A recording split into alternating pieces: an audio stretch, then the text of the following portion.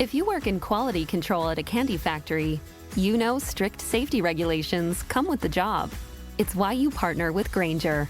Grainger helps you find the high-quality and compliant products your business needs to inspect, detect, and help correct issues. And the sweetest part is, everyone gets a product that's as safe to eat as it is delicious. Call 1-800-GRAINGER, click Grainger.com, or just stop by. Grainger, for the ones who get it done. This is Money Moves on VSiN, the sports betting network. Good morning and welcome into Money Moves. It is Jonathan Von Tobel and still gone. We will find out where she is a little bit later today. Stormy Buonantony in her place. Marc Malusis is with us, the Moose, and it is a very good time to have you, Marc. Now, we'll say in Stormy's time that has been gone, you have been here, Keith Irizarry has been here, so we've had our fill, and that generally sounds like we're done with it, but we're not, of folks representing New York. So it is a good thing you are here today, as we do have a lot to get to when it comes to the Knickerbockers, but we start, how we usually do, with a preview of what is coming. It's time for the top headlines and topics of the day. This is The Rundown. All right, first and foremost, the Memorial Tournament. Very much looking forward to David Bearman, who's going to join us, give us his thoughts on what's going to happen this coming weekend as one of the more, should I say, prominent, off-major tournaments is going to take place this coming weekend. Very excited to look at that. Always good to get a good golf tournament, especially, Marc, with what might be a very quiet weekend with nothing going on in some other sports like basketball and hockey. Well, thank you. Thanks, John. I appreciate that. Yes, that is true, especially with the way that these series are going. There's no doubt with each and every one of these series being 3-1, we might be locked into Jack's tournament. The Memorial, as Jack was a little bothered about Rory. We saw those comments flying around yesterday, but I love the Memorial. I love tradition. That's what makes golf, right? The history of it, and the Memorial certainly has that. I'm a very anti-tradition person, so we'll do very well together over the larger sample size. We also have a lot to get to today on this Wednesday. It is, of course, meaning that we have a Why Not Wednesday for you. So we got a couple of things off-the-wall topics. One of them is Knicks-related. We have a theme on the show today. Also, something in the National Football League. Been sprinkling it in as we are less than 100 days out, 99 specifically, to the start of the NFL season. So very much looking forward to that. But we'll have your thoughts on what I believe should be a big offseason move for the New York Knicks. And let's just get into it because our final thing and where we begin, the Pacers on the brink of the NBA Finals. Very excited for what could be on paper a fantastic series of Indiana versus Oklahoma City. But we have to go back to last night. The Pacers defeat the Knicks 130-121. First, a focus on what was an incredible performance from Tyrese Haliburton in the Indiana Pacers to put forth that effort in. You don't call it a must-win, but a 3-1 series lead means a lot in the history of basketball and generally in best of sevens. And for Tyrese Haliburton, Marc, to come out here in that game, 32 points, 12 rebounds, 5 assists, 4 steals, 0 turnovers. The guy was absolutely incredible. And these are the last 2 games of the series, right? Sometimes it helps to have Karl Anthony Towns just going off for 20 points in a fourth quarter. And sometimes it helps to have a point guard that can have a 30-point triple-double with no turnovers to lead you to a 3-1 series lead. Yeah, and I think historically speaking, John, when you look at 95.4%, that's the number. Teams that take a 3-1 series lead in the history of the NBA go on to win that respective series. Listen, Indiana's been the better team. The Knicks gave one away in game 1. Indiana gave one away in game 3. You're going to look at that, to Haliburton because he deserves all of his flowers here on this Wednesday for the performance last night. I think Reggie Miller talked about during the broadcast. He and Reggie are very, very close, saying that he needed to do more after going back and watching the film in game 3, and he certainly did that. I mean, John, he almost had a triple-double at halftime. Think about that, about what Tyrese Haliburton was able to do. I thought he got a little greedy with some of his shots in the second half, but he is the head of the snake. There's no doubt. And I say that in a positive way. When you look at what makes the Indiana Pacers go, it's Haliburton and that up-tempo style. And you mentioned it, to go out there in that kind of a game, knowing that Indiana doesn't want to go back to New York tomorrow night with this series tied up at 2 games apiece, cement what they did at Madison Square Garden the first 2 games, and to set the tone and not have one turnover as the Knicks as a team had 18. I mean, as you know, it's just remarkable, especially when you look at how good that Knick defensive effort was in the second half of game number 3, where Indiana scored just 42 points. It was a superstar performance from someone who thought was very overrated, and those people are sitting down and shutting their mouths because Tyrese Halliburton is anything but overrated. So you mentioned a key thing for me. I was very surprised that the Knicks, and they gave voice to this a little bit in the postgame presser. We're going to hear from Kat and Brunson here in a second. But overall, one of the things that the Knicks were talking about in the postgame pressure too, Marc, was the fact that they were letting the Pacers dictate the tempo. This is the first game of the series in which there was over 100 possessions in regulation. And when you look at it, I was very surprised. They were ripping and running to New York, and that's not what they want to do. Offensive rating in transition for Indiana, 154.5.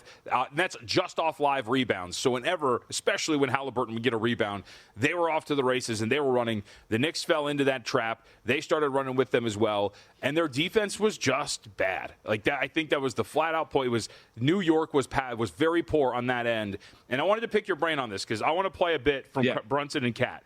Because one of the things the Pacers did was they were going after Jalen Brunson. There was a stat floating out there in terms of how many times Brunson's man was used as a screener, essentially telling us that was the game plan. Let's go after Brunson. After the game, Jalen was asked that question. Here's what he had to say. Not good enough. I mean, I could sit here and be very detail-oriented with you about certain things, but obviously not good enough. So there has to be a difference on my part when it comes to that. We all got to be better for him. It's as simple as that. We all got to be better for him. It's not just him, it's all of us. I'm not going to start he's Cat. Of course, he's going to always speak with the highest regard, but as a team, we all got to do better. It's not just him, it's all of us. You know, Marc, it's fitting that it's those two that are talking right there in that moment because I think you can point to a lot of the issues for the Knicks, and a lot of it has to do with, I think, 3 characters, and it's those two that are sitting right there and Tom Thibodeau. And it's not like the Brunson and Towns aren't trying or anything like that, but when those two are on the floor together, Marc, they're not a good defensive team, and the Pacers are picking at that scab over and over again. Yeah, there's no question about it. I mean, and you put it kindly. I mean, they're terrible defensive players. I mean, Towns and Brunson are just abysmal, right? And they both obviously, and last night was not a foul issue, but they both had to take terrible fouls as well, with no impact on the game, and put themselves on the bench. I mean, the greatest asset, this is not your prototypical Tom Thibodeau type of team where it's more defensive minded. That was more last year than it was this year, right? This team wants to go out there and be efficient offensively. The Towns move, space the floor a little bit more, opening things up for Brunson to be able to do what he does. They acquired Mikal Bridges from Brooklyn to be able to combat the wing players when you're looking at the Boston Celtics.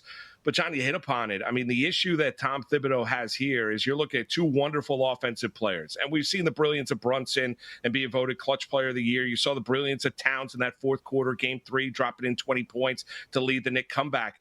They're not complete players. So the Indiana Pacers are really well coached with Rick Carlisle. You mentioned it. They controlled the tempo, pace of play. Carlisle emphasized that going into game 4. And he was even screaming at his team last night, move, move, move, run, run, run. They want to run the Knicks right off the court. The issue that the Knicks have is their 2 best offensive players are defensive liabilities. And so when you have Indiana looking to maximize possessions and get up and down the court and you can't get stops, like look at game 3.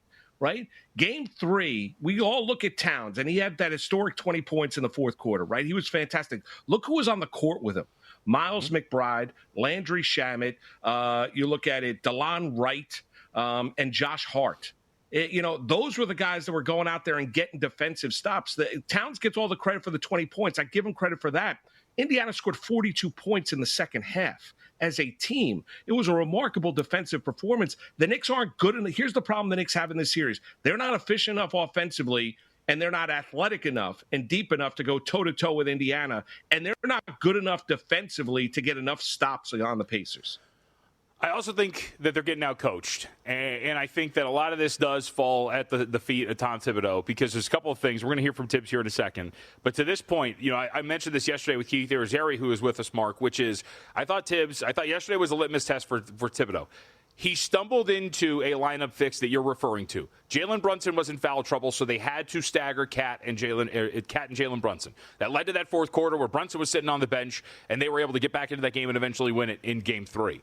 And I was curious to see if he was going to see, hey, maybe I should split these guys up a little bit more throughout the course of a game, and we should maybe be a little bit better. He did that in the second quarter. But then in the third quarter and beyond, they played a vast majority of their minutes together. And in the third quarter, they had a defensive rating of over 130, and they played essentially that entire quarter together. For the series, with those two on the floor, Jalen Brunson and Karl Anthony Towns, you're looking at a team that has been outscored by about 19 points per 100 possessions, 19.1 to be specific. He has yet to really adjust, and I think you should be disappointed. The other part, Mark, and we're going to hear from him now, is this new starting lineup didn't work.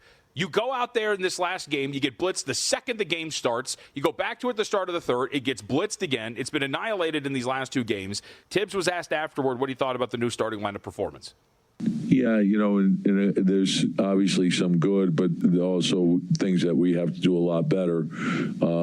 So I didn't think, we really, I don't think we had a good grouping. We started slowly, but I thought there was a stretch in the first half where we settled down and we played well, but then we didn't close the second quarter. So that, now we come in with a deficit, and then we start the third, without great energy, and you can't do that. And then once it gets to double figures, now they got more confidence. So we got to make sure that we play with the proper approach and intensity and force, and be connected. Mark, I think he's grasping at straws in this series, and I think it is showing. Yeah, and John, I'll be honest, I'm a Tibbs supporter. I agree with you. I think he's been outcoached in the series by Rick Carlisle. I don't think there's any question about it. I think you saw the adjustment from Indiana going into Game 4 last night. Robinson was a minus 20 when he was on the court last night. And the longer Mitchell Robinson plays, the less effective he is. So I think you got to go back to the starting lineup. And I agree with you. I think you got to learn from stumbling into something that worked in Game 3 and split Brunson and Towns up to give your team a chance to get yourself back into this series, win a Game 5, get back on that plane to Indiana. All right, we're not done with this series yet. When we come back, we do have our line for, of course, Game 5 back in New York. And I'll have to tell you, I don't know what we're looking at here, and we'll tell you what that is when we come back.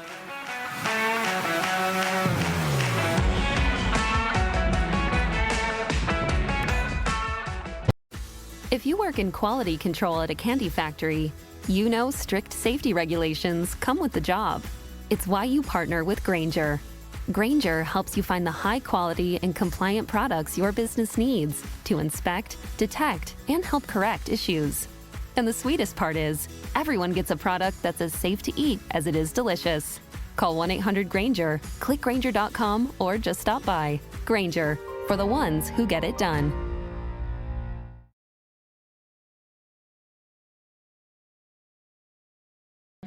You're watching Money Moves here on VSiN, the Sports Betting Network. So, Mark, I will have to put this out there to then make my point. And Marc Malusis is alongside filling in for Stormy Bonatoni here on Money Moves. I picked the Knicks to win the series in 7 in our pre-series article, right, to preview it. The actual bet for me in the series was over 5.5 games. So part of me does want the Knicks to win this game, of course, so I can win this bet on over 5.5 games in the series. Having said that, my hand has been forced since Game 2. And when I go back to what I teased out to, which was, I don't know what I'm looking at here. The Knicks opened up as 5.5-point favorites for Game 5 back in New York. Right? Why in the world does the betting market and odds makers, why do they continue to tell us that they believe the Knicks are the better team from a power rating standpoint? That, to me, is what I can't believe what I'm looking at here. If you are telling me that home court, and the more generally the market has rated home court again, is a very general number, as about being worth 3 points. So to open this 5.5 and to have this sitting at 5, and since Game 2, and why I bring that up, Mark, is they have been upgraded since Game 2. Since they lost Game 1, remember, we talked about it that day, that Game 2, that was up to 6 points for Game 2 for the Knicks to bounce back there. I have been forced, despite the fact that I thought the Knicks would win this series in 7 games, to bet the Pacers in every game since Game 1 because I think the market is too high on New York, and I will do it again. I will willingly lose this spot on the principle of this number just being too high. I don't understand what we're looking at to make it this high in favor of New York. Yeah, John, I can't explain it. I mean, other than want or will, or other than believing that you're putting out a number that you think is going to tantalize both sides. I mean, because there's nothing that would lead you to believe that the Knicks should be this healthy of a favorite going into Game 5 tomorrow night. I mean, there's just not. And listen, I'm a lifelong Knicks fan. We talked about it last week when I filled in for Stormy and joined you at JBT. I mean, the very fact is, this is a game that can go. And listen, I think the Knicks will play well tomorrow night, but I think it's a possession game either way. I think it's a matter of runs in the fourth quarter. I think it's a matter of who executes. Yeah, we've had outliers where the Pacers blew Game 3, the Knicks blew Game 1. Look at the context of that game last night. Knicks had an opportunity to, I mean, that was a 6-point game with, 6.5 minutes to go. They had opportunities to go out there and seize the lead. They didn't execute. The Indiana Pacers did, right? They win that game 130 to 121. Was it at the Knicks pace? It was not. I would never take the Knicks laying 5 tomorrow night. They've been terrible at home. They don't execute at home. They've been a better road team this entire postseason, right? You saw Towns tweak his knee. You saw OG Anunoby, tweak his ankle a little bit toward the late in the game. They're getting, you look at Mitchell Robinson, he's getting minimized here. Carlisle's outcoached Tibbs. What would lead you to believe? I was having a conversation with a Knicks fan friend of mine last night when I was driving home.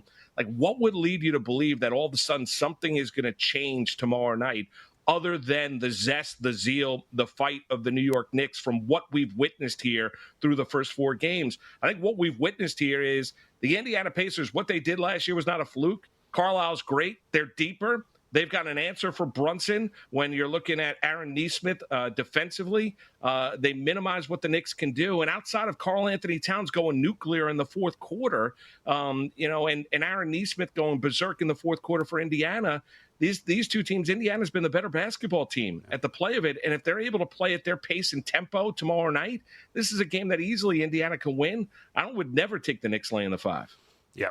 Again, you can win. I don't think they'll cover. I think it's too big of a number, but we will have plenty of time for that as that game will tip off tomorrow. Tonight, we could potentially see the end of the Western Conference Finals as we transition to what we're going to see on the hardwood between the Thunder and the Timberwolves. Current numbers right now, OKC, an 8.5-point favorite across the board, though some 8s are starting to appear. Total at 220.5.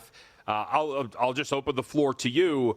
Side, total, what sticks out at all for OKC and Minnesota tonight, Marc? Yeah, to me, it takes, I'm all over Oklahoma City tonight. I know it's a big number at 8.5. I think we've seen in this series, number one, I think Minnesota, they fired their best shot in Game 3. And we were on the airwaves before, that game took place. I thought whatever the Timberwolves had, they were going to give you in Game 3. And they didn't just win the game. They went out there and embarrassed the Oklahoma City Thunder. They had an opportunity in Game 4. They did. I don't love what Anthony Edwards had to say after the game in terms of him going out there playing a smart game and, maybe not shooting enough, but he did what he needed to do with the basketball because he was getting double teamed. Oklahoma City now comes back home. They're a healthy 8.5-point favorite. I think defensively, you've seen Minnesota struggle shooting the basketball on the road, especially in this series. I think that trend is going to go out there and continue what we saw games 1 and 2.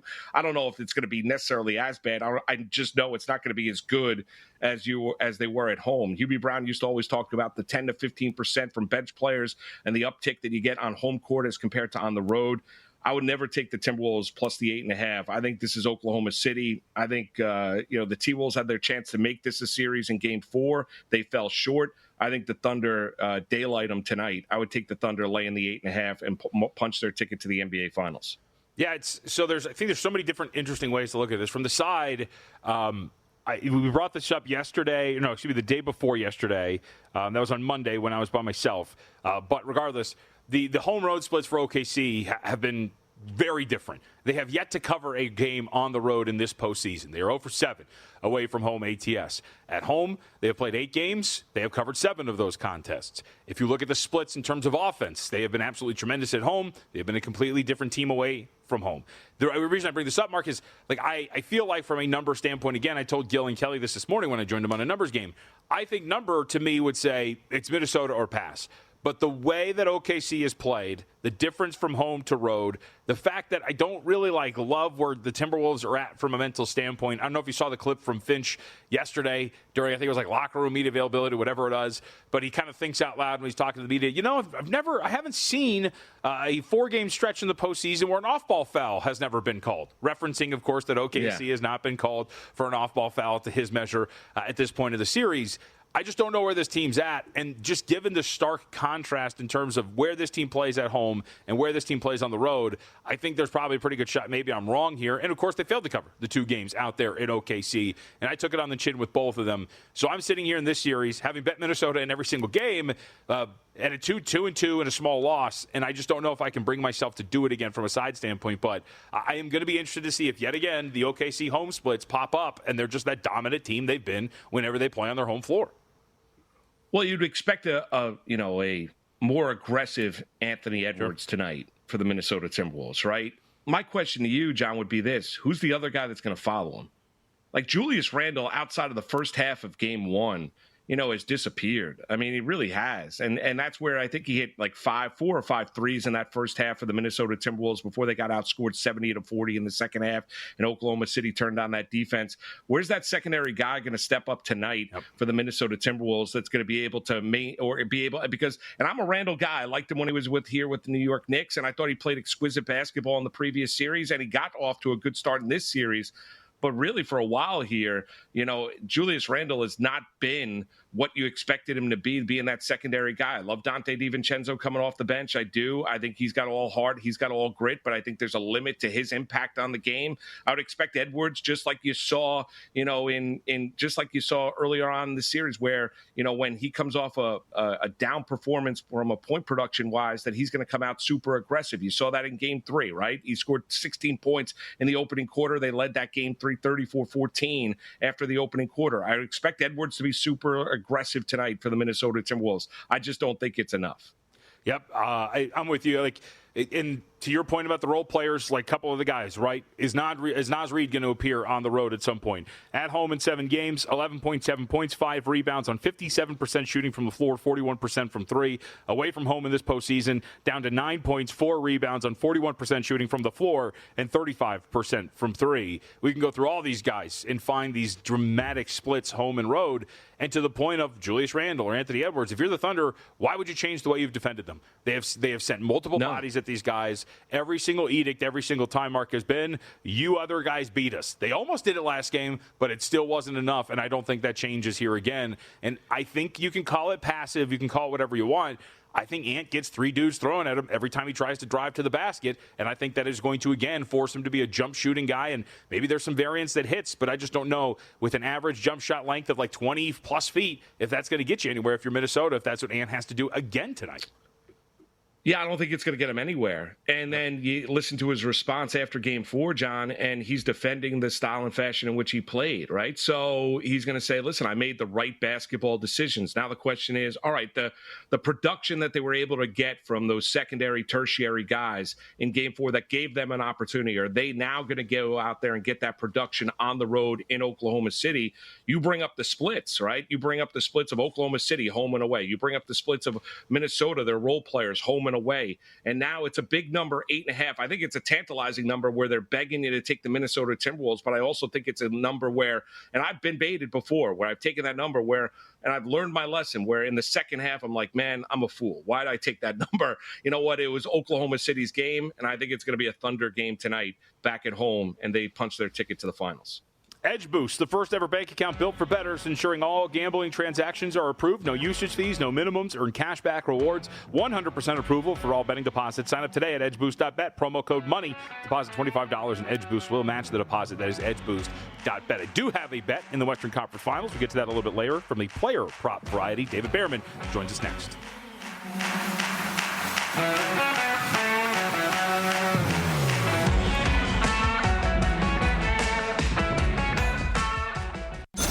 Watching Money Moves here on VSiN, the Sports Betting Network.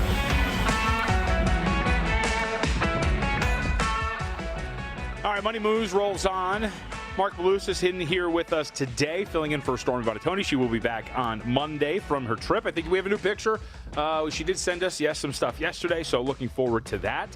I sent her a text in Italian. I don't know if she Google translated it or understood it, but she did respond, so hopefully it is going well. But we head out to the Progressive guest line in places far away as well, just not as far as Italy, and welcome in one David Bearman, who may or may not owe me money and is avoiding a trip to Las Vegas to avoid paying me said money after an NFL bet gone awry for him with his Miami Dolphins. But that's neither here nor there. David, we appreciate it. Want to note, Pro Football and Sports Network. Also check out the Betting with Bearman newsletter at David Bearman PFN up on X. All right, let's get to what we were just discussing, that we can jump off into the Memorial and other things, David. But we were just going over Western Conference Finals tonight. 8.5-point spread in favor of OKC. Totals floating around 220.5. Two-part question. Do you think it ends tonight? And are there any bets to make this evening? First of all, I did offer to pay that bet while we were at the Super Bowl in New Orleans, but you're too busy yelling at the people on Bourbon Street for me to buy you a drink. But I'll get you one next time I'm in Vegas. To answer your question, I do think the series is over, but I don't want to lay the 8.5 with Oklahoma City. Even though they are a much different team at home than on the road, I'm sure you guys have covered the 0-7 against the spread on the road, which is, by the way, never happened for a team that's eventually gone on to win the NBA title. The worst was 5-7 by the Celtics back in 2008. So we're looking at history there. But at home, different story. 6-2 against the number at home in the postseason. 8.5 is a lot to lay in a game. Now, there is a case to be made that they just run away with it. It's over. Minnesota doesn't show up. But laying 8.5 is a hefty price to pay to assume that Minnesota doesn't show up. I'm going to go into the prop market. If you look right now at who can be the leading scorer of this game, SGA, MVP of the NBA, understandably is the favorite, but he's a minus 190 favorite to lead this game in scoring. And I'm going to go elsewhere there. I think that it's live for Anthony Edwards to put up a big game tonight, regardless if they get blown out or not, because if they start getting blown out, he's going to put up every shot. If it's competitive, he's going to be putting up shots. The offense has shifted more to an Anthony Edwards style offense. He had 18 drives in the last game to Julius Randle's 2. He's shooting a high percentage off the dribble. So he's basically been their offense, and you can get him at plus 200 to lead tonight's game in scoring. It is a longer shot as opposed to SGA's minus 190, but I think you're getting good value there on a player prop as opposed to trying to figure out whether the Timberwolves can cover 8.5 or not. David, I like that. I like the Edwards angle. Want to look ahead to the ECF tomorrow night, the Eastern Conference Final, Game 5 at the Garden. John and I were talking about it. Knicks being a 5-point favorite, even being down 3-1. Anything you like tomorrow night, whether you look at that or the total in the game sitting at 222.5? I like the Pacers plus the 5.5. First of all, they've already won both games in New York. I know there were circumstances with the Knicks blowing a big lead and, Indiana tying it up and going to overtime. They've just been the better team in the series. I know either team could have won all 4 games or lost all 4 games so far. It's been a crazy series. I do like the Pacers getting the points, so I think the Knicks can win and stay alive. Sure, they're at home. The season's on the line. They probably should win the game. But I'm not going to lay 5.5 with them, considering they're only winning the series. All the games have been tight. So I'm going to take the 5.5 with the Pacers. I would lean towards the Knicks with the money line. Obviously, you're not going to pay the juice there. I think the Knicks win the game, but it would not surprise me at all if the Pacers go in there and win yet another road game. Keep in mind, this is a team that went into Cleveland and won all 3 games. There's no reason why they can't go into New York and do the same. All right, David, before we get to golf, you made a comment before we came on. You don't want to chase these 3-1 teams? What did you mean by that, the teams that are leading these 2 conference final series? Well, all 4 series so far in the NBA and NHL are 3-1, and I heard a lot of things last night in social media about which of the teams down 3-1 do you want to take to come back and win the series, and quite simply, the answer is none of them. I don't like any of these teams to rebound. Obviously, it's hard to come back from 3-1. It's only been done 13 times in the NBA. It's been done 32 times in hockey, but only once in this round in terms of the conference finals or NHL semifinals, depending on how old you are. So it doesn't happen often. And if you look at the 4 teams, obviously the simple answer would be the Knicks would be the team that could come back. They got 2 of 3 at home. Every game's been tight. You look at the other 3 teams, barely have shown a heartbeat. The Hurricanes in hockey have led for 1 game. The Stars led for basically 1 period is all they've shown up. And you've seen what happens in Minnesota. They've had a couple of good games.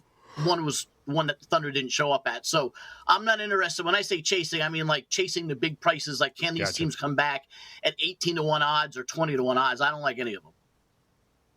Oh, before we get to the golf, while we stay on that theme, because you brought up, I know you're a big Panther fan. When you bring up Florida, they lead that series against Carolina 3-1. They've dealt with injuries as well. Carolina wins Game 4 to force a Game 5 back at home. What do you look at in terms of Game 5 Canes and Panthers? So the thing that concerns me the most is the injuries. It's not the fact that the Panthers got to go on the road. They've won their last 4 Stanley Cup playoff road games, 22-4, which is insane when you think about it. Winning games 5 and 7 in Toronto and 1 and 2 in Carolina. In fact, they've won the last 4 times they played Carolina in Carolina when it comes to the playoffs. I'm more concerned about the injuries. They missed 3 players in the last game. Just before I came on the air, I was told that they were at the morning skate. Doesn't mean they're going to play, but at least they're skating this morning. The Panthers offense looked a lot different, missing a couple of their guys. I would not be surprised if Sam Reinhart came back tonight. I know Nico Mikkola was huge in Game 3, and A.J. Greer was also big in Game 3. Losing all 3 of those players does damage the offense, but I still think the Panthers are in control of the series. Listen, they've done this before. 3-0 series lead against Edmonton. They went to a Game 7. They had the chance to clinch at home versus Toronto, and they had to go on the road after losing 2-0 at home. It didn't stun me that they lost at home in Game 4 when they have this huge lead in the series and 3 players were injured. I do think they close out the series in Carolina in Game 5. And the one thing that you should look at is there hasn't been a game so far in either the Eastern or Western Conference Finals that has been decided by less than 3 goals. I know last night and the night before they were both 1-score games before the empty net happens, but that's part of handicapping hockey. You can get the Panthers at plus 200 right now on the puck line. If you think they're going to finish it out, the way these series have ended with the Panthers pulled their goalie with 4.5 minutes to go the other night to try to finish the series off. That obviously came back to bite him in the butt. Plus 200 Panthers puck line to finish it off tonight. All right, the Memorial out in Dublin, Ohio this weekend. We have another golf tournament in which Scottie Scheffler is a massive favorite at the top. Last time out, didn't really work out. Tied for 4th despite the very short odds. Are we going to try to short Scottie Scheffler once more this weekend? Listen, I don't blame anybody if they're going to take one bullet and put it on Scottie Scheffler to win at plus 280 or 300. I don't blame you. The guy's a defending champ. He's number 1 in the world, and he's playing as well as anybody. That's just not the way I bet golf, playing a 280 guy. Last week, I bet him top 5 at minus 175, and it hit. This week, it's the same price, 175. I'm going to play it again. And really, the way to play Scottie is to just wait and get him live if you can. I snagged him at 18-1 last week on a Friday, and then you wake up Saturday afternoon and he's 1 shot back of the lead. Didn't win, but I felt a lot better about having him at 18-1 than having a plus 280. Again, at 18-1, you got to be about 9 strokes back to get there. I'll be playing Scottie in the live market, hoping that a few guys go out there on Thursday and set a number that he has to chase. But other than that, the guys that I like in this tournament with much better value, Colin Morikawa, who's anywhere from 16 to 18-1 on the board. This is a guy who's won here, even though it wasn't at the Memorial. He won the Workday charity event that basically preceded the Memorial back in the 2020 COVID days at this course. He's also finished runner-up twice in 2021 and 2024. He has what it takes to win here. 7th on approach, 6 tee to green. Is he due? I don't like saying someone's due, but he does have 11 top 10s since the last time he won. A little bit of a longer shot that I'm going to go, JVT, is Sepp Straka. He's at 40-1 and has really no business being 40-1. He's a guy who won the last signature event at the Truist in Philly a few weeks ago, finished 5th at the Arnold Palmer Classic, 14th at the Players. The reason I think he's getting the 40-1 is because he missed the cut at each of the first 2 majors. So did a lot of players. If you're looking at what this guy brings to the table and where his metrics are, he leads the tour in greens and regulation. He's 2nd on approach and 9th in tee to green. Jack's course at Muirfield Village, 5th longest course, 3rd smallest greens. You got to hit the fairways. You got to hit the greens. Sepp Straka, 40-1. I think people are sleeping on that price. Quickly, anybody that you're fading that you don't like at all? Fading that I don't like at all. I think Justin Thomas isn't perfect for this course. He's somebody I'm not going to play, but I will throw some other names out there that I do like. Daniel Berger, top 10 finish, getting good value because he missed the cut last week, but he missed the cut because he couldn't putt. He was stroking it really, really well.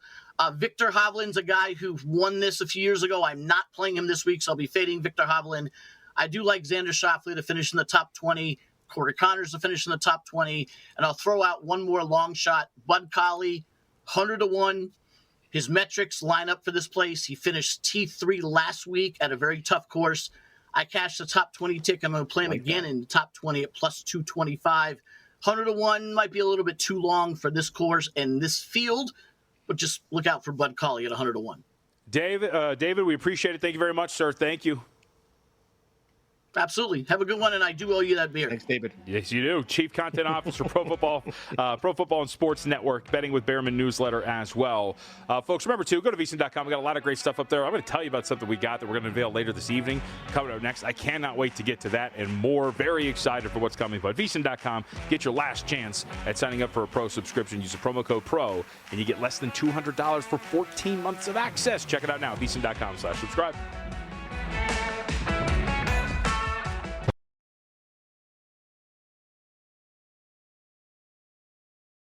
You're watching Money Moves here on VSiN, the Sports Betting Network.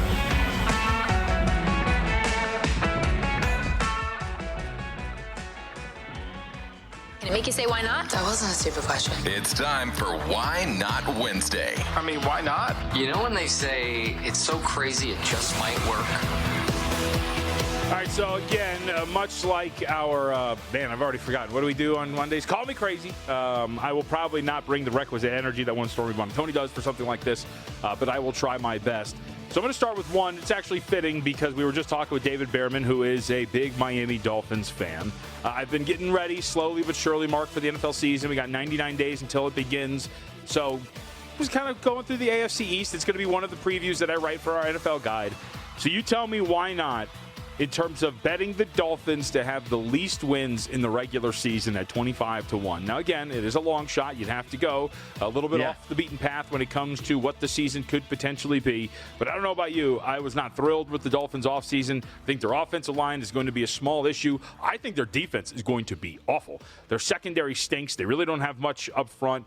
I think there's a real good chance that we look at this team by the time we get into the year and go, oh, yeah, like in a pretty solid division where there's teams around them that are power rated somewhat similarly. The Patriots getting better. The Bills are an absolute monster. I think the Jets are better than what we think. And in the AFC and with the schedule that is challenging, if the injuries hit like we can sometimes see, especially with Tua at the helm, I think there's a stronger reality than I think the market is indicating here that the Dolphins actually bottom out and we get to the end of the year. We're talking about them being one of the worst teams in the NFL. Yeah, it's hard to fight you off. John, I think you laid it out very well. And you had the report from Schefter about 48 hours ago that within the next couple of weeks, Jalen Ramsey is expected to be dealt by the Miami Dolphins, right? Throw that into the mix as well to go along with everything that you laid out there. And McDaniel, and they've not been a good cold weather team. We've seen it. The offensive line, ability to go out there and win at both points of attack. Defensive line has taken hits with losses over the last couple of years. The only reason I'd say why not is I'd present to you the New York Giants, right? And the New York Giants are coming into the year, and I think their win total is sitting at 5.5. They have the toughest schedule in the entire National Football League. They're going to be starting Russell Wilson at quarterback. At some point in time, you would expect Jackson Dart to get a little bit of burn. You have a general manager and a head coach, even though I don't think perception is necessarily reality, but a lot of people perceive the idea that they are on an unbelievable hot seat coming into the 2025 season. And then you look at the NFC East, where you have the defending Super Bowl champs, the Philadelphia Eagles.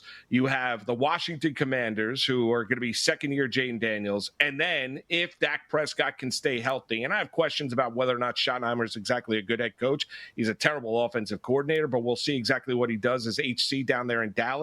The Dallas Cowboys, at least on paper, are a little bit more talented. Now, I like what the Giants have done defensively. I don't think their defensive coordinator, Shane Bowen, is particularly good, and he has a lot of pressure on him coming into year number 2. So I like your assessment of the Miami Dolphins. Yeah. The problem is, I think the chef's kiss would be the New York Giants because of everything they're going up against, the schedule that they face, and the fact that they're going to have Wilson at quarterback and the pressure that is on their GM and head coach to win, but facing the schedule that they're facing in 2025.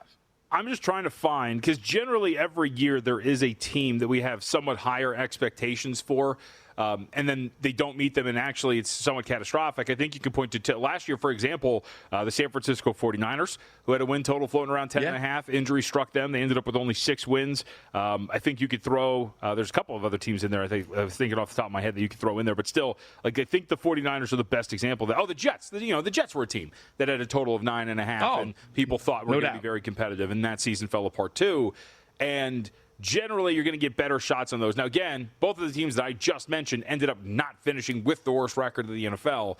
But I think the Dolphins – going to be interesting. It's not like I'm taking a super long shot here. They're 8.5 in terms of their win total, shaded to the under. They're projected to be about a 7-8 win team. But there is, I think, a reality where, especially if Tua gets hurt, Mark, I mean, these times that we have seen, this has been my biggest criticism of McDaniels, which is, look, you see time and time again, like look last year what LaFleur did at times when he was on his backup quarterback. It was brilliant. He was able to use a backup quarterback's strengths to win games. If Tua gets hurt, this thing completely hhits the floor.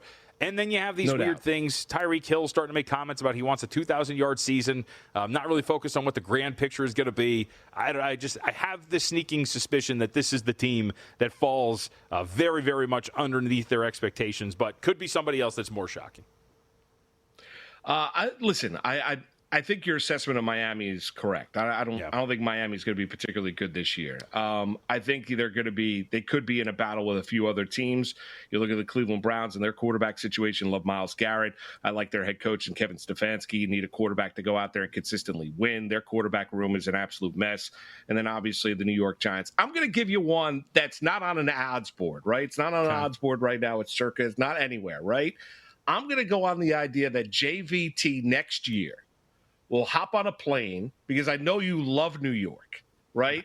I know you love New York City. So why wouldn't you hop on a plane next year and go see a Knick or a Ranger game with me at Madison Square Garden?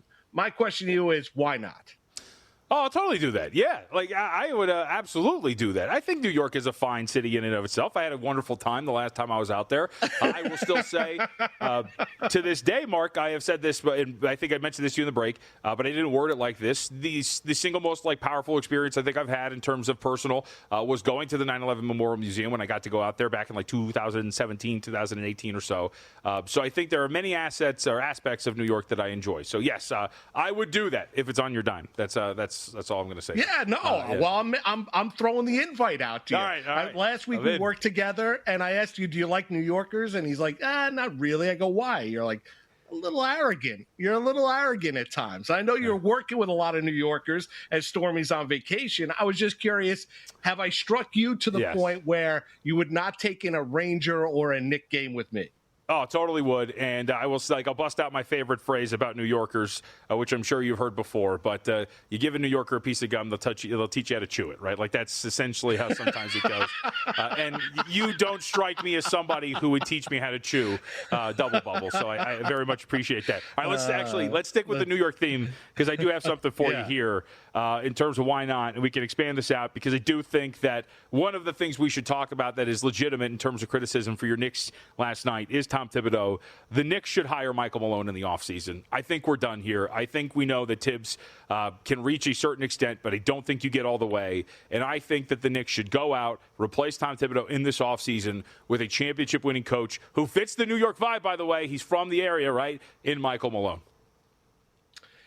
Yeah, I can't fight you off all that much. And I love Tibbs, and he's 67 and he loves being the Knicks head coach. I think you've seen limitations. I think you've seen him kind of being cemented in some of his decision-making, the lack of adjustments at times, the lack of the development of the bench, even though there's not really a lot on that bench, John, when you take a look at it.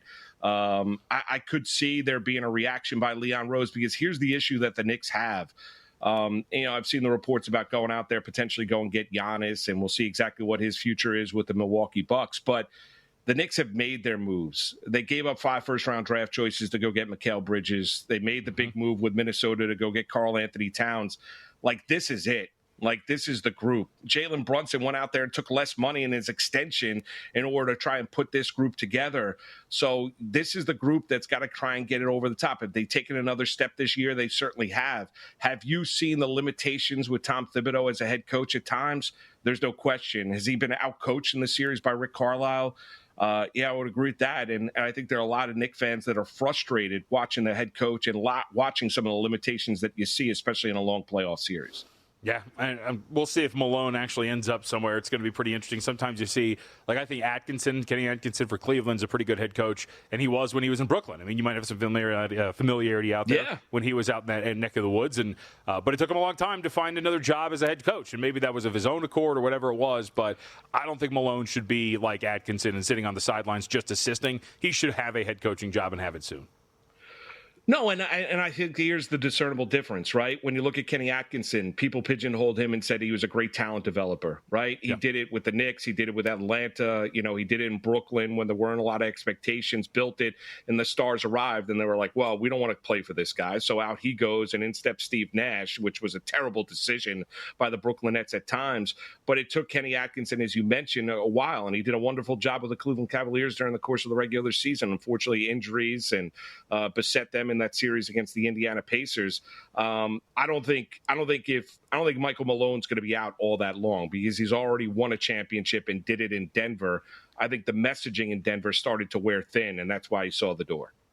Well, very excited now that I have a free trip to New York on the way. And speaking of free, VSiN fans, if you'd like to just play the tickets to the game. Okay. Well, speaking of free, if you'd like to play Circa Survivor or Circa Millions, I tried to get something out of it.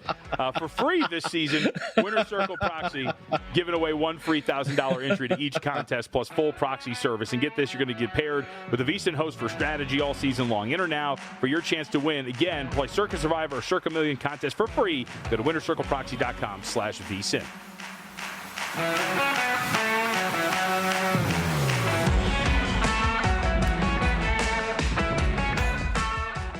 If your job at a healthcare facility includes disinfecting against viruses, you know prevention is the best medicine. And maintaining healthy spaces starts with a healthy cleaning routine. Grainger's world-class supply chain helps ensure you have the quality products you need when you need them. From disinfectants and cleaning supplies to personal protective equipment, so you can help deliver a clean bill of health. Call 1-800-GRAINGER, click Grainger.com, or just stop by. Grainger, for the ones who get it done.